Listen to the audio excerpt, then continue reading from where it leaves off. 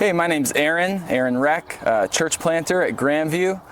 I'm excited to be sharing with you what God's been teaching me recently.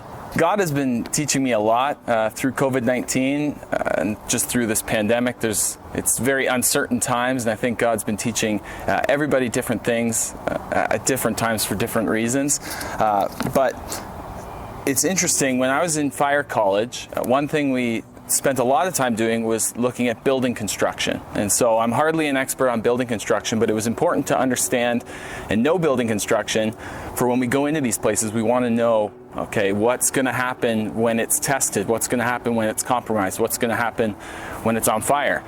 And we'd learn about certain types of building construction that would seem incredibly strong, incredibly lightweight, easy to produce, great modern technology.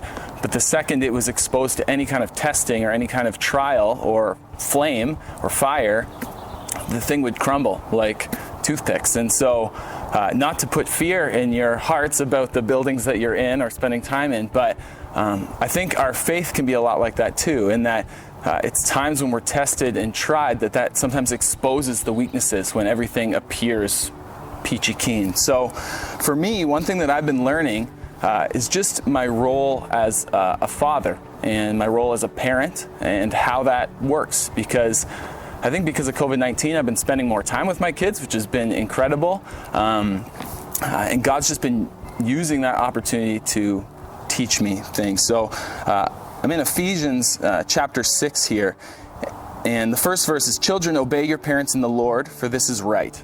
Now, I always was good at understanding this. Not necessarily as a kid, my parents might not attest to that, but I was good at reminding my kids of this verse when they were disobeying. "Children, obey your parents in the Lord, for this is right." Verse 2, I was good at this too. "Honor your father and mother. This is the first commandment with a promise." I would remind them of that.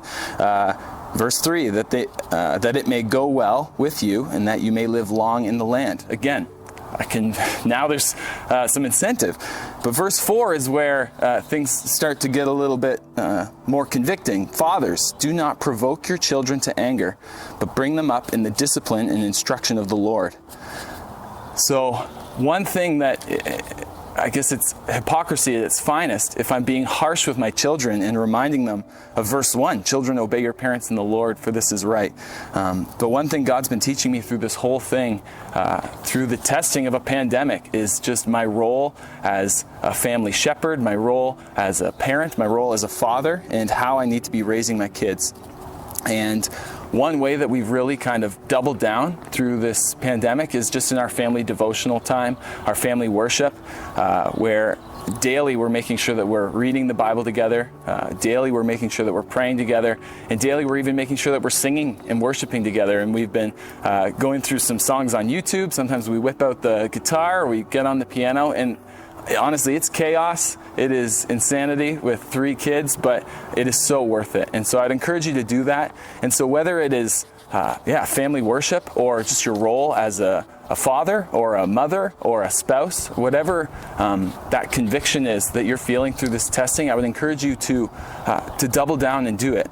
It reminds me of, similar to that building illustration, is in James chapter 1, starting at verse 2, "Count it all joy, my brothers, when you meet trials of various kinds, for you know that the testing of your faith produces steadfastness, and let steadfastness have its full effect, that you may be perfect and complete, lacking in nothing."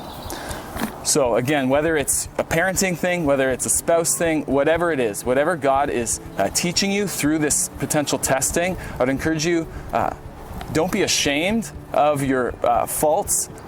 There is no condemnation for those who are in Christ. So I would encourage you to double down. Don't waste this pandemic and what God is trying to teach you through it.